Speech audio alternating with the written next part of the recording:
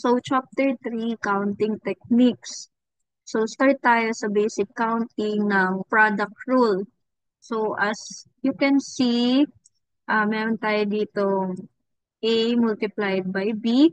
So, yung format niya is A times B. So, distribute muna natin. So, A, element of A, tapos, and, since yung end, di ba, yung equivalent niya is multiplication. Multiplication, so yan. Multiply natin dun sa B, element of B. So, yun yung format ng product rule. So, ito yung sa finite set. So, meron tayong cardinality of A times B is equals to cardinality of A multiplied by cardinality of B.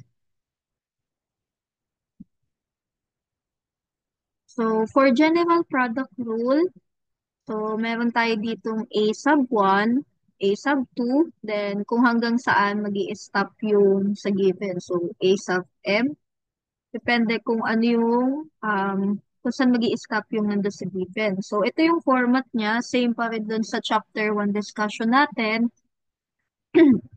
Pero since naka-general product rule, ang gagamitin natin is multiplication na. So, multiply lang natin yung mga A sub 1 multiplied by A sub 2 multiplied by A sub M. So, yan yung general product rule. So, ngayon punta tayo sa example ng application of product rule. So, example number 1, how many bit strings of length 7 are there? So, yung solution natin dito, since sabi natin is merong length of 7. So, highlight natin yung length 7. So, since yung each bit is either 0 or 1, apply natin yung product rule. So, pag in-apply natin yung product rule, um, since product rule multiplication, so, kailangan nyo ng cycle pala for chapter 3. So, since 7 daw yung uh, length ng bit strings, so, then, nasa binary tayo, so 2. Tapos, raised dun sa length na 7. So, yung sagot is 128. So, another example, ito yung medyo mas complicated. So, example number 2, how many different car license plates can be made if each plate contains a sequence of three uppercase English letters followed by 3 digits? So, kung mapansin natin, meron tayo ditong um, 3 uppercase daw. Then, meron din tayong English letters followed by 3 digits. So, ngayon, wait lang. So, itong 26, yan yung number of alphabet letters. So, meron tayong 26.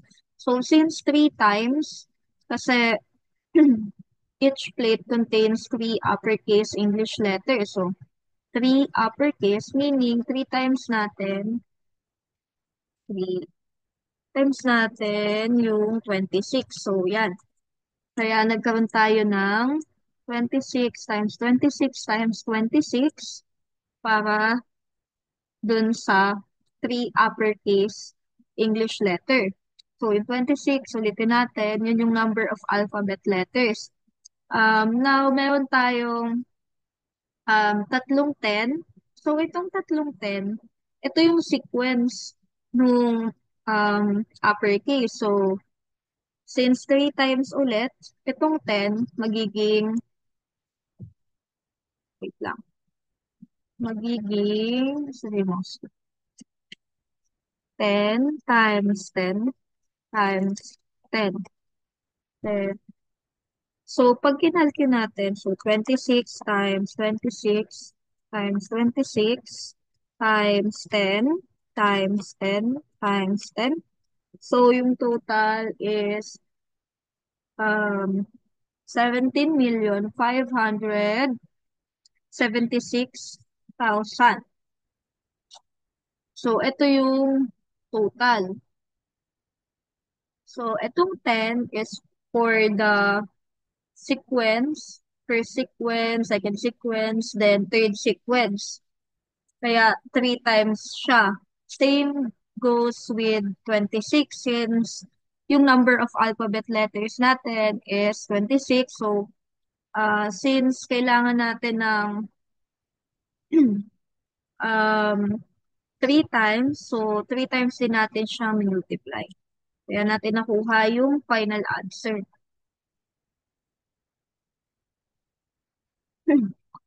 Ngayon punta tayo dito sa counting subsets. Page 45 na to. So, pag sinabi natin counting subset, meron siyang distinct subset. So, ibig sabihin, um, one-to-one correspondence or yung bijection natin. So, yung format natin is ito, S sub 1. So, itong suppose S is equals to itong nasa loob, yung tinatawag natin na subset.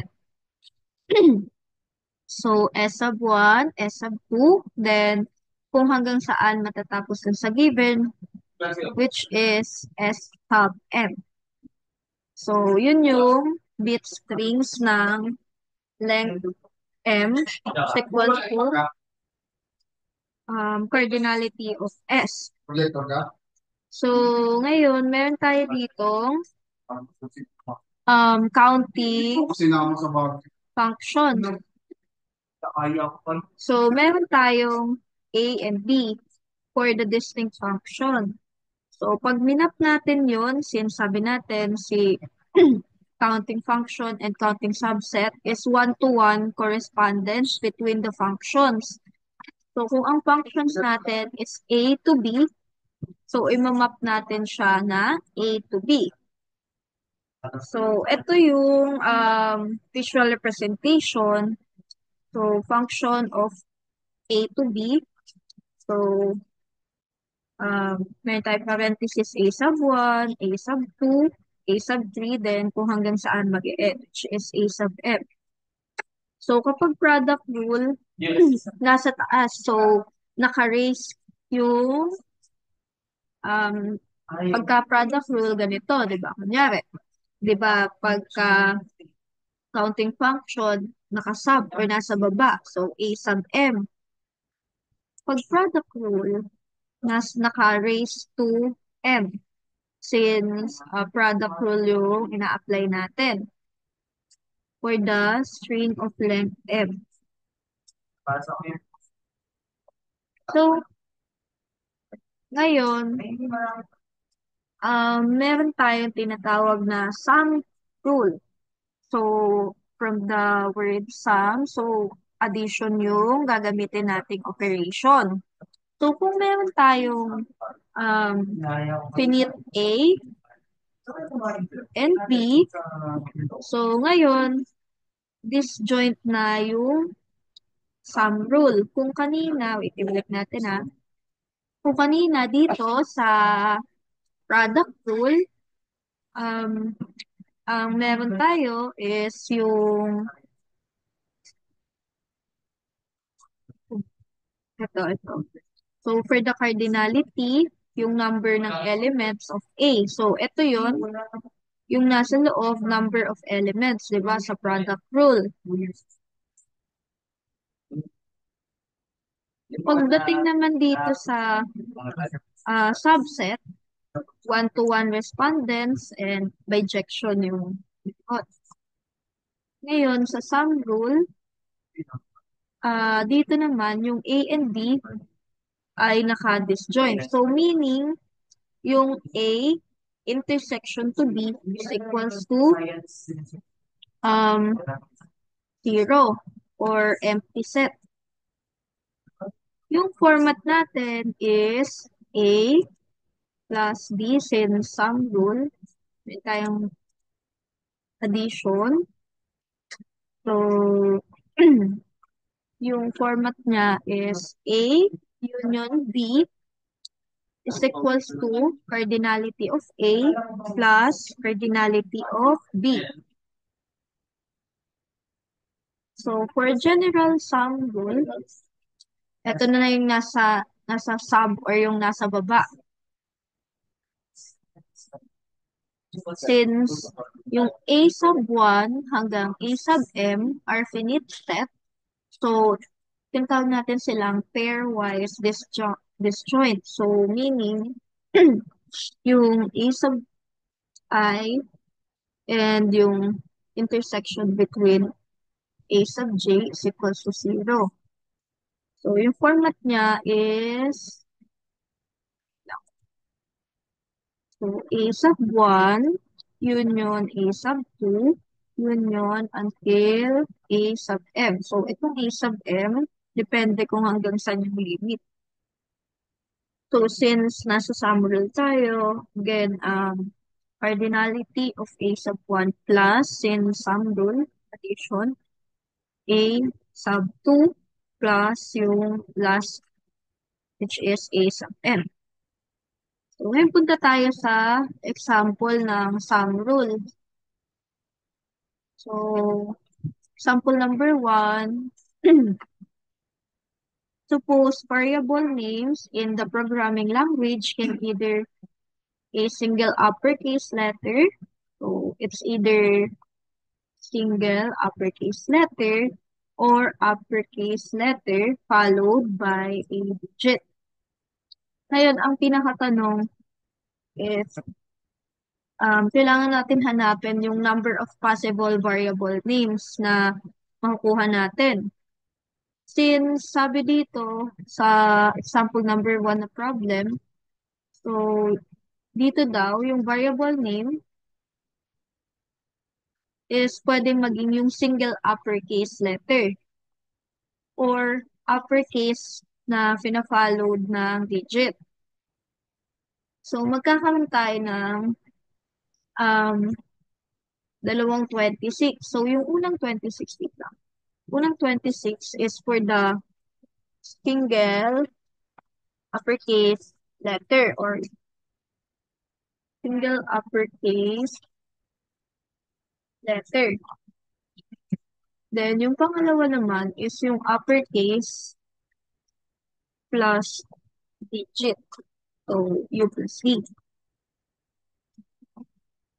So, single uppercase letter, tapos, for the first 26, then yung uppercase letter plus digit, yun yung pangalawang 26. Then, since kailangan natin ng trial, magkakaroon tayo dito ng 10. So, ito yung usually ginagamit, 10 for the possible trial. So, pag kinumpute natin, so 26 para dun sa single uppercase letter, plus yung uppercase letter followed by a digit, which is also 26, plus yung possible trial is, yung 26 plus 26 is 52. So, si 52, times natin siya sa 10. So, magkakaroon tayo ng answer na, wait lang, 26 plus 26 times 10. So, diretso nyo siya i-calculator. So, 286 yung final answer. So, ulitin ko lang. Sa example number 1, gumamit tayo ng both sum, wala naka-highlight. So, gumamit tayo dito ng both sum and product rule. So, saan natin in-apply yung sum? So, yung first two, itong first two, gumamit tayo dyan ng sum rule. Hindi natin. While, since meron tayo ditong multiplication, gumamit tayo ng product rule. Product rule, ayan. So, yung sum rule natin is yung 26 for the single uppercase letter plus yung uppercase letter plus digit na 26. Then, in-apply natin yung product rule dito sa times 10. Since naka-time siya, nag-apply tayo ng product rule. So, 36 plus 26 times 10 is 286. So, example number 2, each user on the computer system has a password which must be 6 to 8 characters long. So, ang requirement is yung password must have a 6 to 8 characters long. So, dun sa 6 to 8 characters, yung each character kailangan merong uppercase letter or digit. Then, yung password, ayun nga, kailangan ng kahit isang digit plus isang uppercase letter. Ngayon, ang hahanapin natin is ano yung mga possible password na pwede nating ilagay. So, for the solution, let P be the total number of passwords. So, yung value ni P, yun yung total number ng password. So, meron tayo dito P sub 6, P sub 7, then P sub 8,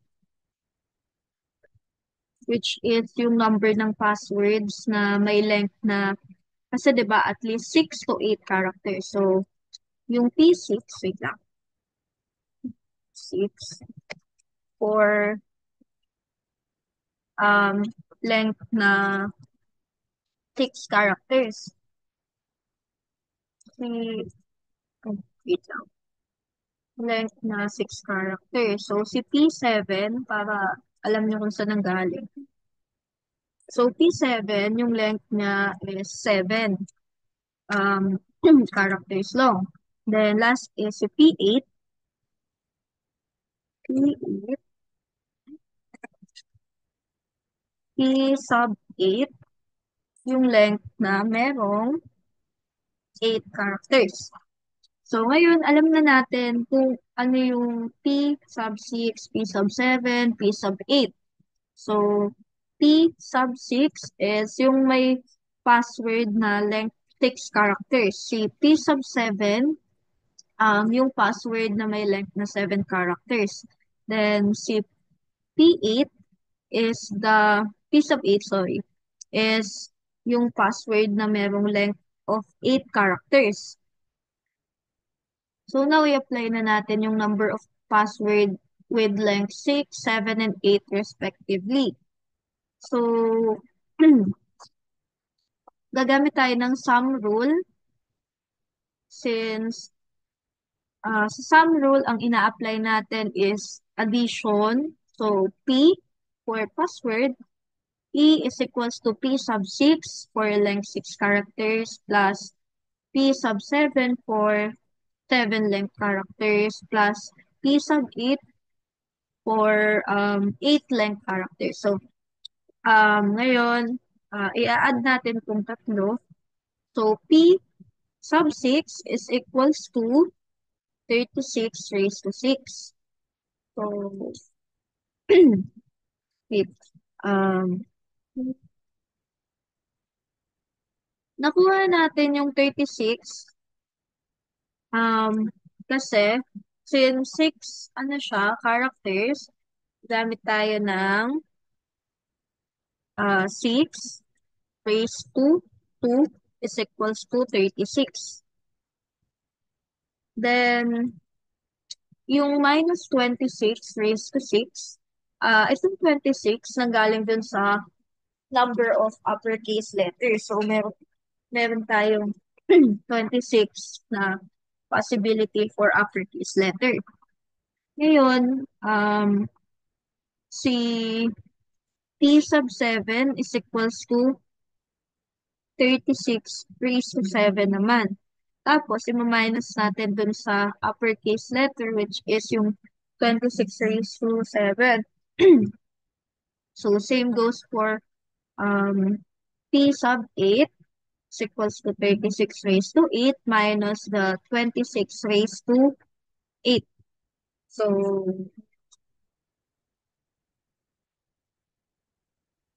isi-simplify na natin. So, since meron tayong 26 uppercase letter, kanina, di ba, ang ginagamit natin is 10 for the possible trial. So, 26 plus 10 is equals to, wait lang, total is 36. So, 26 plus 10 is equals to 36. Kaya, nagkaroon tayo ng 36 raised to 6, 36 raised to 7, and 36 raised to 8. So, simplify natin tong part na to.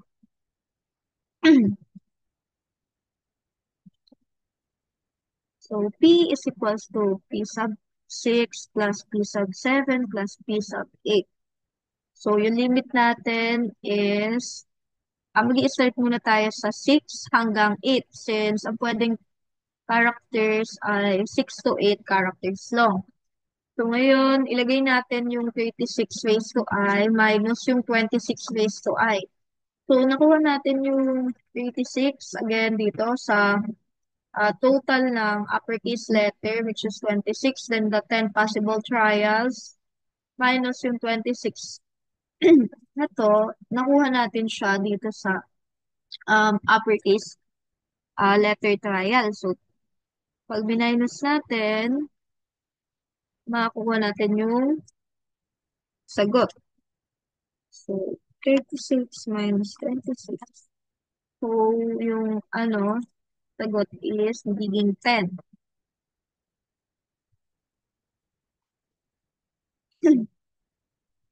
Since tapos na tayo sa product rule and dun sa sum rule, ngayon naman punta tayo sa subtraction rule. So, dito yung inclusion, exclusion para sa dalawang set na i-introduce.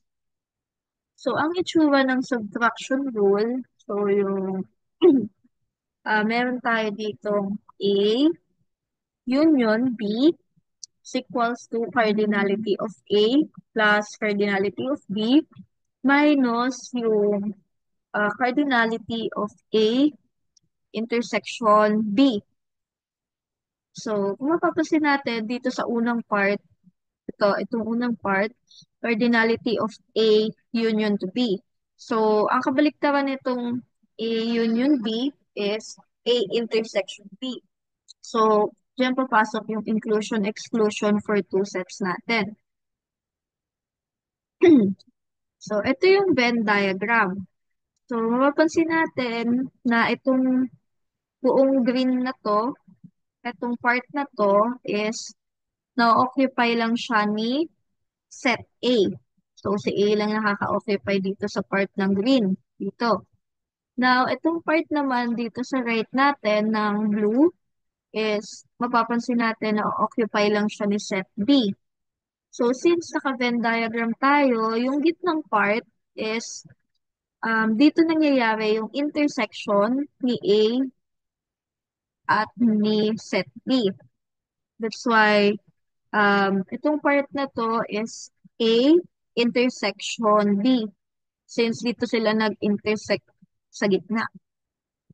So, yung count nun is cardinality of A plus cardinality of B magiging overcount twice since 2 times naman sila na mabibilang kasi ito yung buong part ng set A, buong part ng set B. Then sa gitna, meron pa silang intersection. So, yung A intersection to B is count as 1. So, naging twice yung bilang ng element dun sa loob ng set A and set B. So, para mas maintindihan ninyo, ito yung example of subtraction rule. So, how many bit string of length 8 either start with a 1 bit or end with the 2 bits? So, minensyon naman dito, yung length is 8. So, it's either daw mag-i-start sa 1 bit or dun sa 1, then mag-end sa dalawang, sa 2-bit na 0, 0. So, unahin muna natin yung unang binanggit, which is yung length 8. Di pantay. So, which is yung length 8 na mag-i-start sa 1. So, dito, 2 raised to 7 is equals to 128.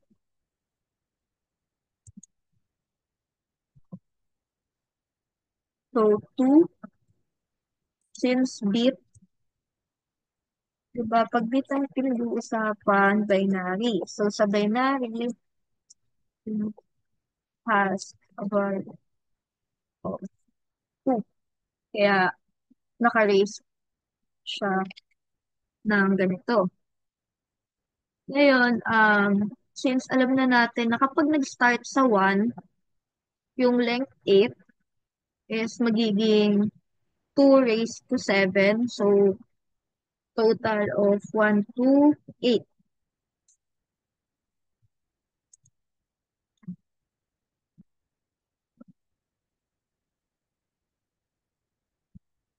So, ngayon naman, number of bit string, length 8 pa rin kasi yun lang naman yung length na sinabi. Yun pa rin naman yung length na sinabi. Pero ang i-apply na natin dito is yung kapag ka nag-end sa 00, yung bit. So, dahil 00 yung end niya, gagawin naman natin is 2 raised to 6. So, 2 raised to 6 is equals to 64. Kaya natin nakuha yung value ng 64.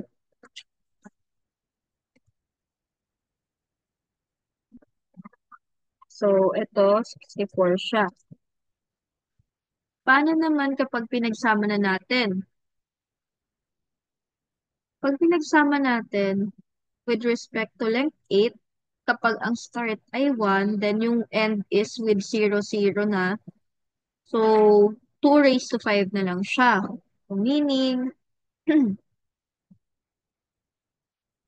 ang magiging total dito, 2 raised to 5 is equals to 32. So, kapag ka nag-start sa 1, 128. Kapag ka nag-end sa 00, 64. 128, then 64. So, pag pinagsama, pag yung start is 1, then yung end is 00, magiging 2 raised to 5 na lang siya, then 32 yung answer.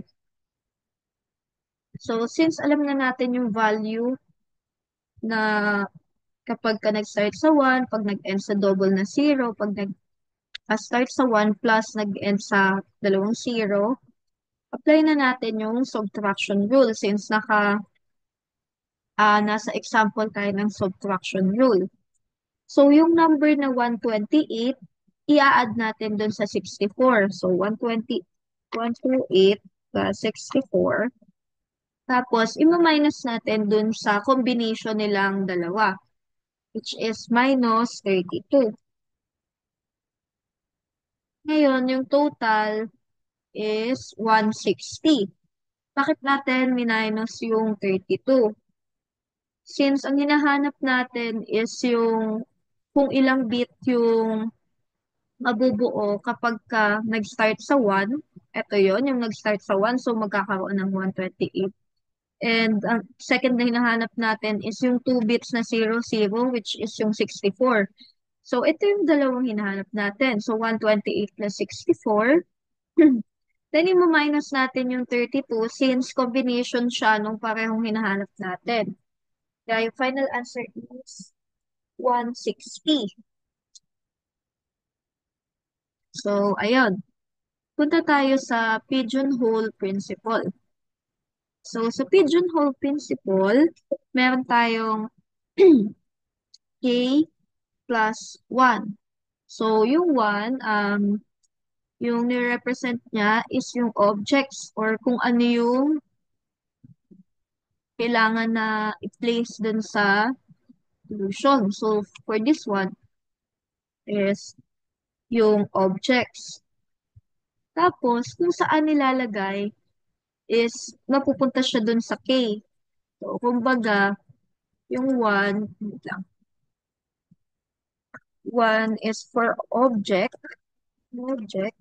while yung K,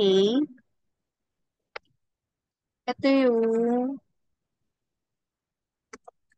boxes or yung pinaglalagyan. So, sa pigeonhole principle, merong at least one na K na nagko-contain ng more than two na object. So, yun yung possibility. So, sa pigeonhole principle, meron tayong one for object, then K for boxes. Then, at least one dun sa K natin is nagko-contain ng two or more objects. So, ito yung example. So, punta tayo sa example.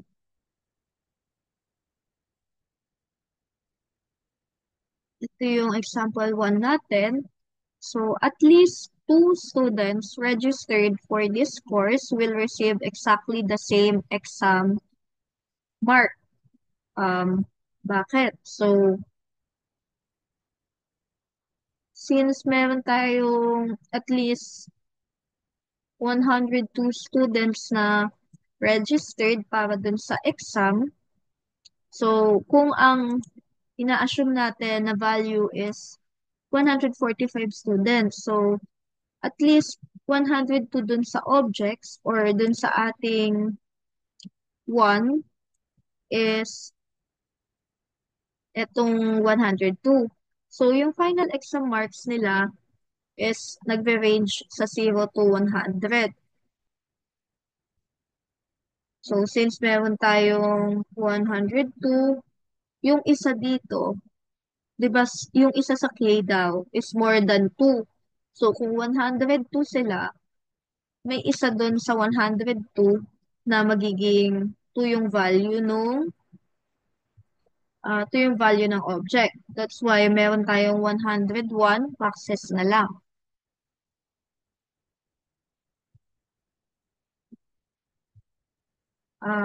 Ibig sabihin, kung ina-assume natin na may 145 students tayo, then yung 102 objects,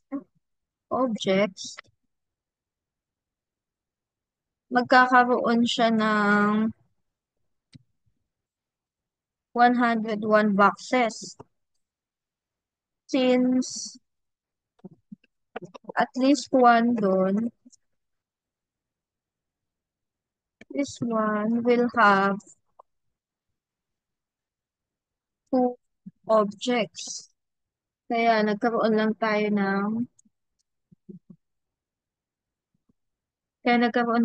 ng 101 boxes.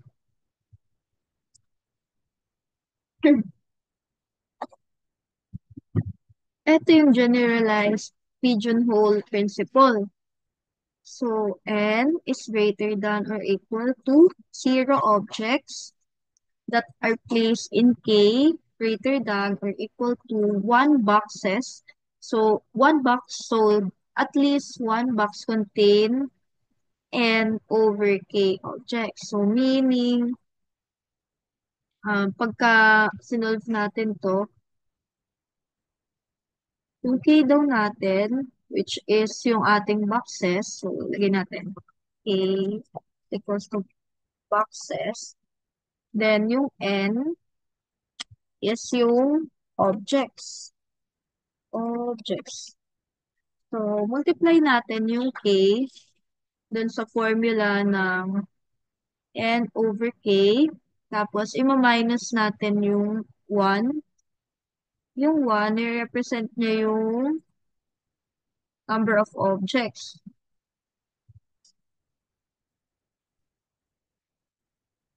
Tapos, ngayon, less than naman siya dun sa K, multiply by parenthesis, N, over K plus yung object natin minus yung object natin is equals to N. So, ito yung formula natin.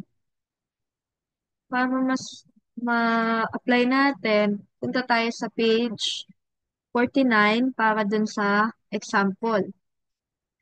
Sample number 1, consider the following statement. At least B students in this course were born in the same month. So, suppose the actual number of students registered for DMMR is 145.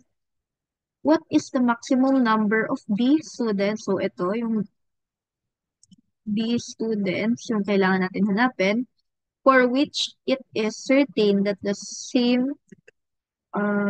statement, parenthesis 1, is true. So, ang statement number 1 kasi is, meron daw at least these students na nasa course na pinanganak in same month. So, ito yung statement 1. So, paano natin mapoprove yung mapoprove if true yung statement 1? So, yung solution natin, so ina-assume natin, since ang sabi, 145 registered students yung meron sa DMMR. So, meron tayong 12 months in a year. So, uh, assume natin na dapat meron daw magkapareho at least ng same month. Hindi naman same day yung sinabi or same year. So, same month yung hahanapin natin. So, 145, itong 145, ito yung number ng student. Itlagay ko na lang. So, 145, number of students ko.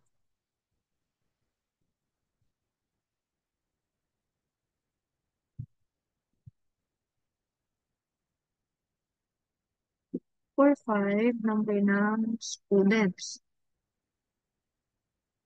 So, since dito, di ba, ang hinahanap natin is yung N, yung objects. So, ang N natin dito, objects. Then, yung K natin is yung number of month.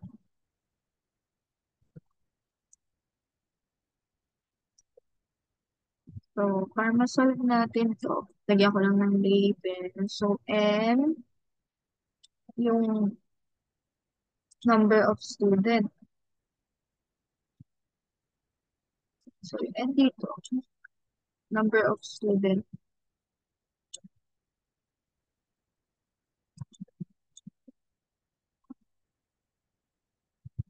While yung K, sa case na to, yun yung number of months.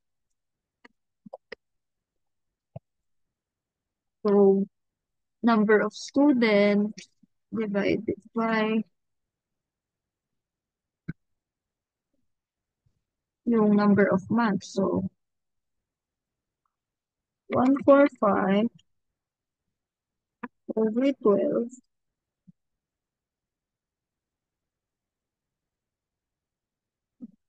equals to 13. Paano naging 13?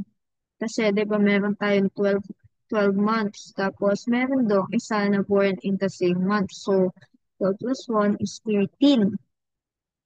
That's why yung D is equals to 13. Tapos, ngayon, na-prove natin na yung statement 1 is true since dun sa number of students and sa number of month, merong isang month doon na may student din na magkapareho ng same month pinanganak. Kaya D is equals to 13. Kapag ka kasi yung statement 1 is nag-equal to 14,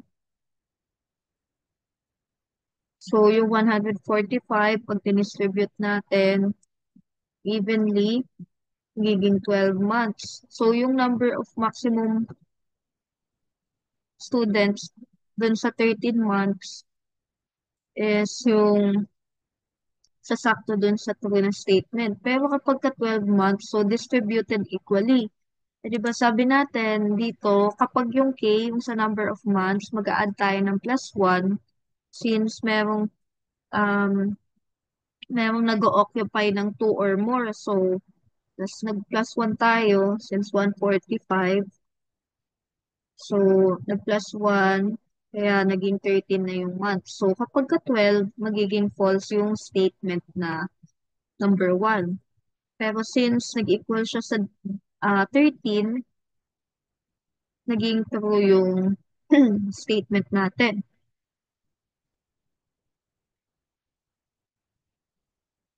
So, example number 2, how many cards must be selected from the standard deck of 52 cards to guarantee that at least 3 cards of the same suit are chosen?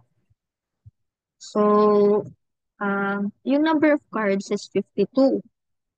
Ngayon, kailangan natin ng at least 3. So, minimum of 3. Minimum of 3 daw. So, na yun. At least 3 cards yung mapipili. So, meron tayong 52 cards. So, for the solution, there are 4 suits. So, kung ang standard deck is merong 52 cards, exactly one suit is for each. So, since dito, kailangan natin pumili ng N card. So, itong N card, ito yung ating object. Ito. Lang ulitin ko nga. So, diba, 52 yung cards. Dito. So, number of cards. So, 52.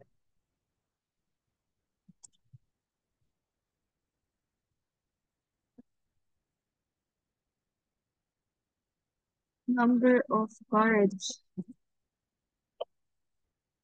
was, meron tayong 4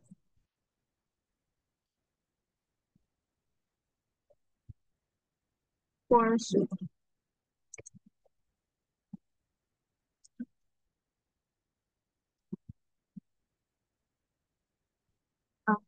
Cards. Wait lang. So, kailangan natin pumili dun sa number of cards or itong N. So, such that yung N, which is number of cards nga, over 4. Itong 4, yun yung 4 suits.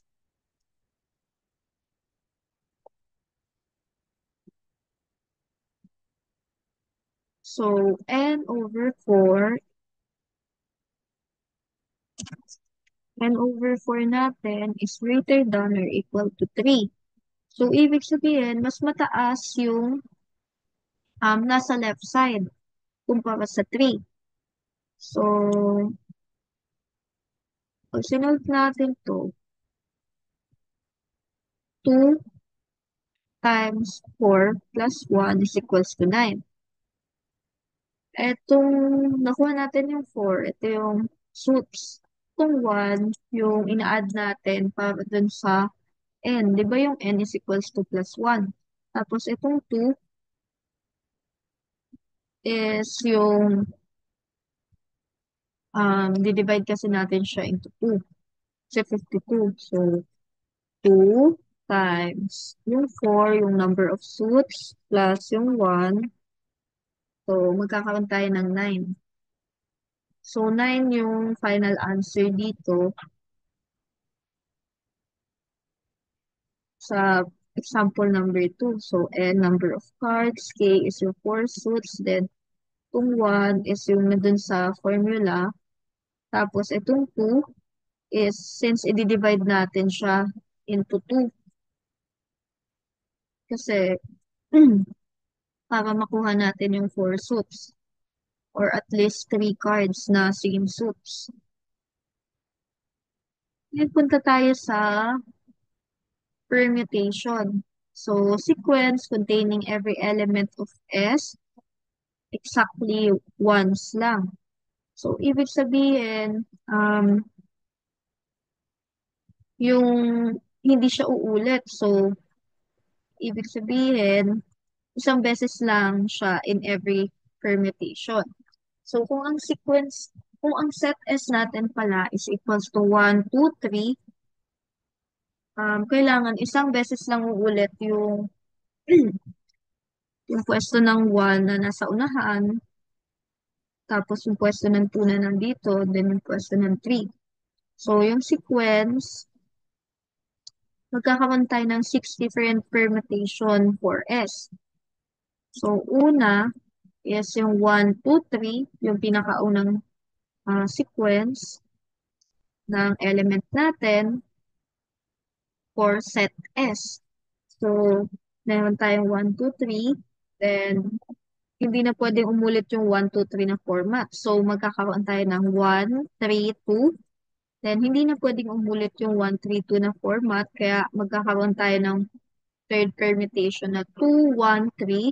So, itong third permutation, hindi na pwede umulit yung gantong format, kaya magkakaroon ng 2, 3, 1 for fourth permutation. Then, since hindi na pwede umulit to, kasi once lang dapat umulit yung format nila, nakaroon tayo ng fifth permutation na 3, 1, 2. Then, last permutation is 3, 2, 1. So, ngayon, nakabuo tayo ng 6 different permutations. So, 6 different permutation para dun sa sa given set na set S is equals to element na 1, 2, 3. Then, magkaroon tayo ng 6 different permutation dun sa sequence na ito ng 1, 2, 3. Pag sinabi naman natin ito yung alternative view. So, meron tayong visual representation kung paano nangyayari yung permutation.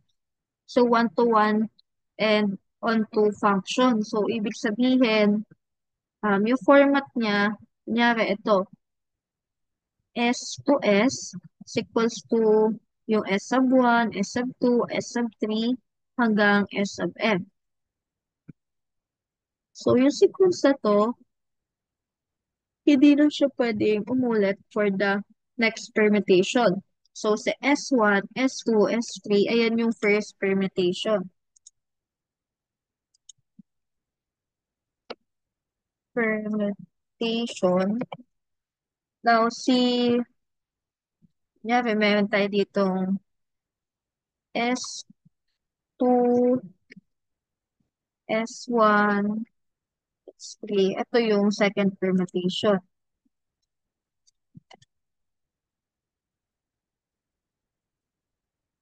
So, ganun siya. Diba, sa first permutation, nauna si S sub 1. Tapos si S sub 2 yung pangalawa, si S sub 3 yung pangatlo. Sa second permutation, nauna naman si S sub 2, then naging si S sub 1, S sub 3. Kasi isang beses lang pwedeng umulit. Ngayon, ano naman yung R permutation? So, si R permutation, meron tayong tinatawag na sequence or yung ordered arrangement para sa distinct element ng set S. So, ang example nito, kapag zero permutation, ibig sabihin, empty yung sequence or empty yung nasa loob. Kapag two permutation naman, um, meron tayong dalawa na nandito sa loob, which is yung element 1, element 2. So, pag three permutation, element 1, element 2, and element 3. So, example, kapag ka yung S natin is equals to 1, 2, 3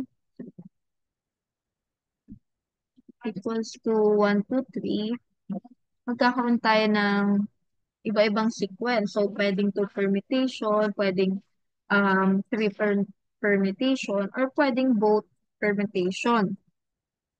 So, since yung cardinality of S natin is equals to 3, since meron tayong permutation 1, 2, 3, so kaya niya hanggang 3 permutation.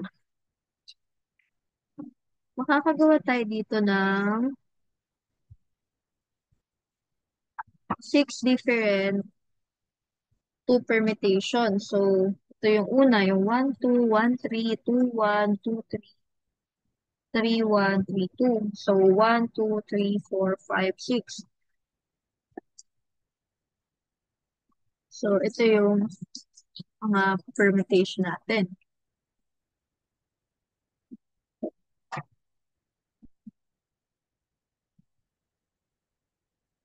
So, sa R permutation, ang nangyayari is uniquely associate to each one to one function. So, ibig sabihin, ang bilang nito is one permutation.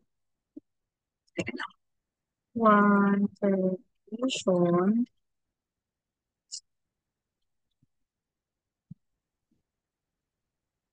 Then, ito two permutation.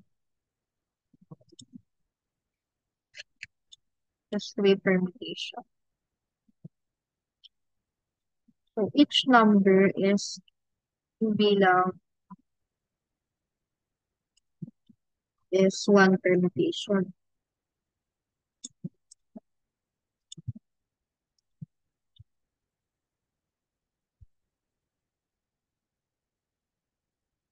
So, one permutation for one. Kapag 1, 2, 2 permutation. Pag 1, 2, 3, 3 permutation. Yan natin sa baba. 1, 2, 3. Pag 2 permutation. 1, 2.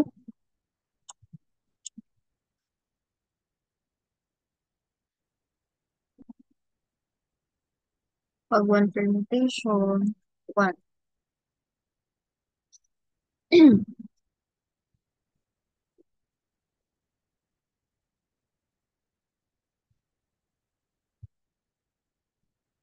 So, ito yun. Pag 1 permutation, 1. Pag 2 permutation, 1, 2. Pag 3 permutation, 1, 2, 3.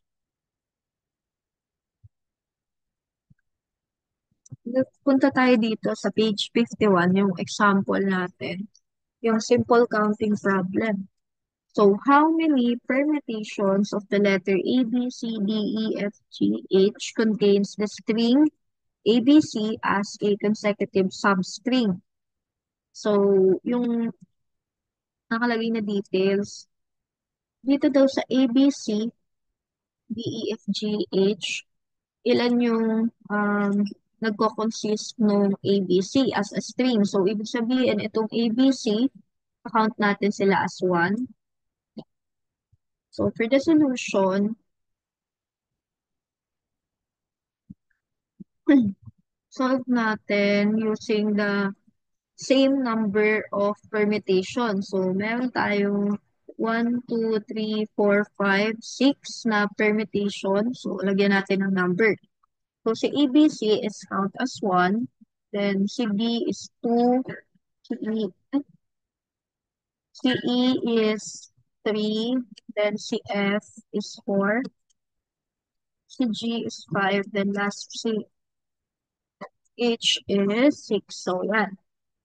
So, 1, 2, 3, 4, 5, 6 permutation.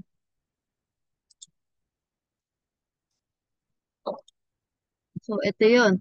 So, si ABC is ika-count natin as 1, while si D is pangalawa, pangatlo si E, si F pang-apat, si G pang-lima, si H pang-anim. So, sa cycle, para ma-count ninyo, so, pindutin nyo yung 6, then shift nyo, tapos, um, pindutin nyo yung exclamation point. Tapos, mag equal siya ng 720. So, una, pindutin nyo yung number 6. So, dahil meron tayong 6 na permutation, equals to 6 objects. Tapos, i-shift nyo yung sa calcu, then pindutin nyo yung exclamation. So, magiging total niyan is 720. Ito naman is yung for big N. Pero since um, andito naman yung answer, so which is bigger? Um, Dito, yung mas mataas palagi is yung etong second part. Yung N natin, yun yung laging mas mataas. Kasi yun yung may bigger na value. So, ngayon, punta tayo sa combinations. Sa page 52 na part ito. So, dito, yung example natin is itong set S, meron daw siyang element 1, 2, 3, 4, 5. So, pwede tayo makagawa dito ng two combinations of S. So, since nasa R combination tayo, it is considered as an ordered collection of R elements ng set S. So, to simplify, yung mga subset ng S is yung size ng R. So, since ang hinahanap sa atin is two combination of S and unordered man siya, so pwedeng kahit anong order. So, meron tayo 1, 2, 3, 4, 5. So, 1 to 5 sa loob niya. Makakapag-create tayo ng 10 different combinations. So, yung una is yung 1, 2, pangalawa is yung 1, 3, pangatlo is yung 1, 4, pang-apat is 1, 5, pang-lima is 2, 3, pang-anim is 2, 4, then 2, 5, yung pang-7, pang-8 is 3, 4, pang-9 is 3, 5, then last is 4, 5. So, 10 different two combinations yung na-create natin using the set S with element 1, 2, 3, 4, 5. So, dito, any ordered. So, pwedeng 2, 1, 3, 1, as long as makakapag-create tayo ng two combinations of S. So, for page 53, ito yung kanina na dinidiscuss natin. Yung N is yung element, while yung R is yung number of combination. So, R combinations na tayo. So, sa R combinations, meron tayong N element set. So, ito, tinatawag natin tong binomial coefficient or N choose R. So, for the theorem, para wala alam niyo yung formula tsaka yung format ng pag ganito yung lalabas. So, meron tayo ditong N greater than or equal to 1 and all integers are such that yung zero natin is less than or equal dun sa value of N element natin. So, ito yung example. How many different 5-card poker hands can be dealt from a deck of 52 cards?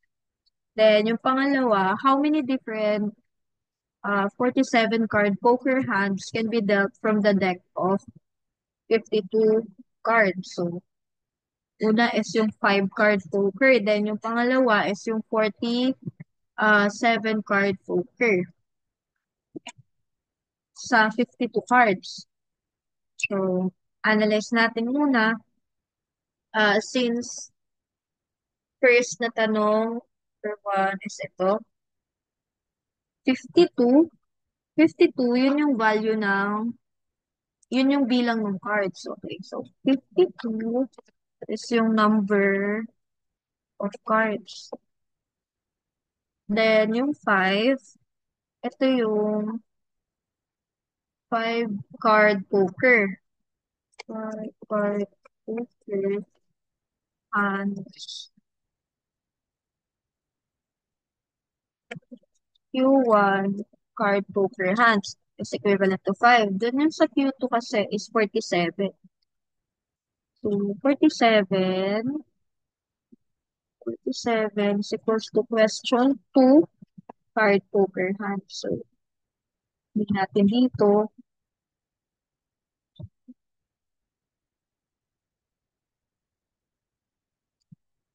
So, yung solution natin is 52 shift tapos over 5 shift multiplied by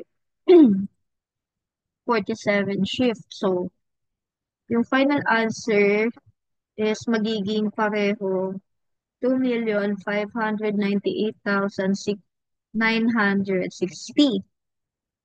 So, pag tinay nyo siya sa calculator, sundan nyo lang yung pattern. So, 52 shift, then over 5 shift,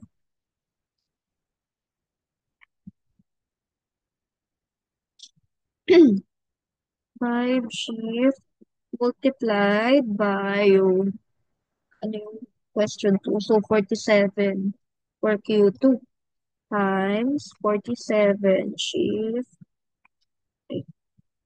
So, same yung magiging answer. So, 52 over 5 times 47. So, yung sa pangalawa naman, binaliktad lang kasi since multiplication, same pa rin yung magiging answer. So, 52 over 47 times 5, same pa rin yung answer. Iba lang yung format. Um, Punta tayo dito sa page 54. For binomial coefficient. So, consider the polynomial in two variables. So, meron tayong dalawang variable. So, first variable is yung x, then yung pangalawa is yung y. So, parenthesis x plus y multiplied by x plus y multiplied by x plus y. So, since um, two variables lang naman yun nandito, equivalent lahat siya into n terms.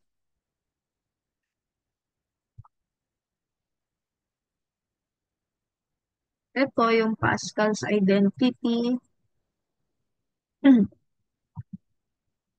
Hindi naman na to kasama dun sa part na ano. Nilagay ko lang siya dito. Bale, for Pascal's identity, um, yung gagamitin nyo is yung n plus 1 over r. So, is equals to n, r minus 1 plus yung n over r. So, ito yung visual representation ng Pascal's, Pascal's triangle. So, 0, 1, 0, 1, tas 2, 0, 3, 0, hanggang 8, 0. Then, next is 1, 1, 2, 1, 3, 1, 4, 1, hanggang 8, 1. So, pag 2 naman, so, 2, 1, 3, 1, 4, 4, 2, hanggang 8, 2. Ito naman, 3 over 3 hanggang 8 over 3. So, yun lang, yung pattern lang niya.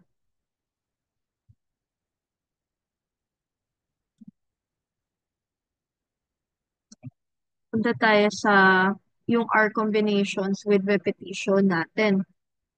So, ito yung example.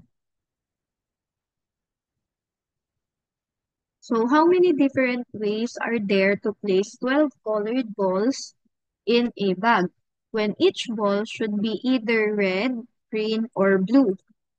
So, first, ano muna tayo ng phrase for general problem. Since dito, meron tayong 12 colored balls, magkakaroon tayo ng multi-set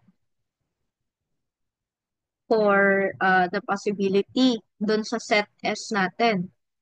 So, since yung 12 colored balls is an ordered collection, so, consider natin yung mga possible repetition. So, ito yon yung 12 colored balls um, ng set S is an ordered collection. So, pwede siyang umulit kapag isusolve natin. So, for the size naman ng multi-set, number of copies, so, yun yung, dito papasok yung kapag ka naulit, which is yung counting repetitions natin. So, kung yung set S natin is kinukonsider natin, hindi pala kita yun. Kinukonsider natin yung element ng red, green, and blue. Then, pwede tayong makapag-create dito sa red, green, and blue ng two multi-sets. So, pwede tayong magkaroon ng size of 4. It's either RGGB or pwedeng GJBB. Basta apat na combination. So, pwede nyo rin dito ilagay, ngari, RRGB. O naman kaya gusto nyo.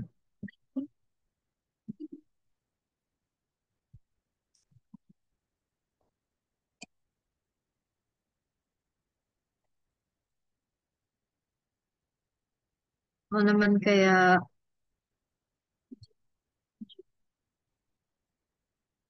RB. Yeah.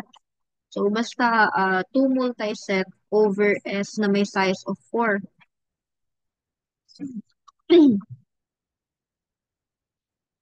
Dito, kapag kino-consider natin sa multi-set, hindi naman natin kailangan ng order or hindi naman kailangan na sunod-sunod talaga.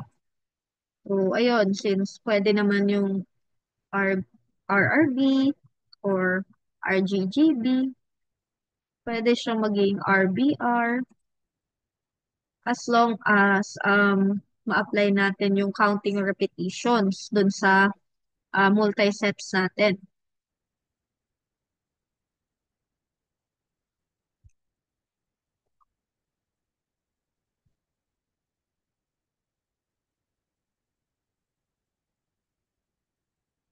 So, as an example.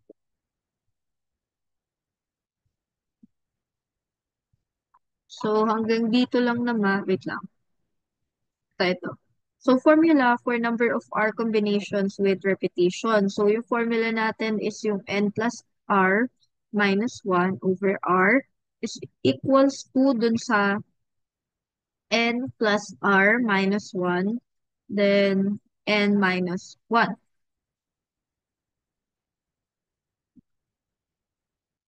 So, ito yung proof. So, each R combination uh, can be associated uniquely with string length of N plus 1 minus, sorry, N plus R minus 1. So, kung mapapansin natin, itong N plus R minus 1, ito yung nasa taas na part ng formula natin. So, consisting of N minus 1 bar and R or vice versa. So, ibig sabihin, yung N minus 1 or pwedeng R yung nasa baba. So, yung format, yung palaging nasa taas sa formula natin, pagka simplify na natin, is yung N plus R minus 1. While yung nasa denominator na part, ang ilalagay natin doon, it's either N minus 1 or yung R natin. So, ito yung dalawang formula na pwede natin gamitin. So, pwedeng yung may denominator na R lang or yung N minus 1 na denominator.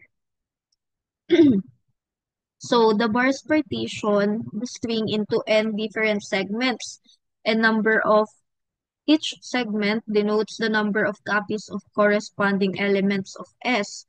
So, since kanina sabi natin, may multi-set tayo, kung yung S may element na R, G, B, Y, then gagamit tayo ng multi-set para doon. So, for this example, ang nilagay natin is yung R, R, B, B. So, yung string niya is ganito. So, by twos. So, R, R, B, B. So, ang tanong, how many string of length n plus r minus 1 with n minus 1 pairs and r are there? So, since yung formula natin is ito, so ang sagot is n plus r minus 1 over r. Isa yun yung unang binanggit, kung ganun daw yung length, is magiging equivalent or equal to n plus r minus 1 over n minus r. So, yun yung answer natin. Ngayon punta tayo dito sa another example. So, how many different solutions in non-negative integers x sub 1, x sub 2, and x sub 3 does the following equations have? So, since ang binanggit na sa given is x sub 1 plus x sub 2 plus x sub 3 is equals 11. So, yung 11 is nagmula dun sa number of pebbles. Kasi um, sabi is kailangan natin mag-place ng 11 pebbles sa tatlong magkakaibang bin. So, highlight lang natin yung 11 na pebbles, then three different bins. So, yun yung number of bins.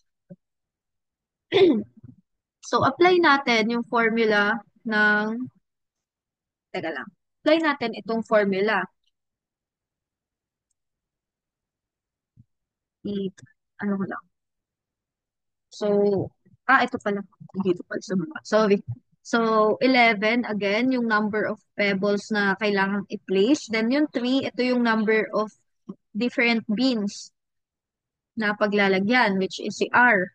Tapos yung N is yung pebbles. So, lagyan natin yung N plus R minus 1 over R.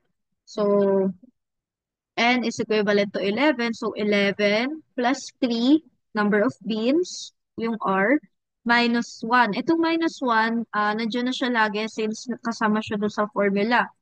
Over R, which is 3. So, i-ano natin, calculate natin. So, 11 plus 3 minus 1. 11 plus 3 minus 1 over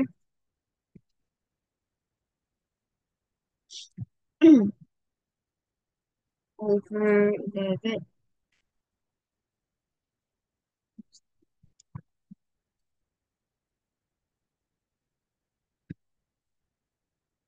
So, naging 13 over 2.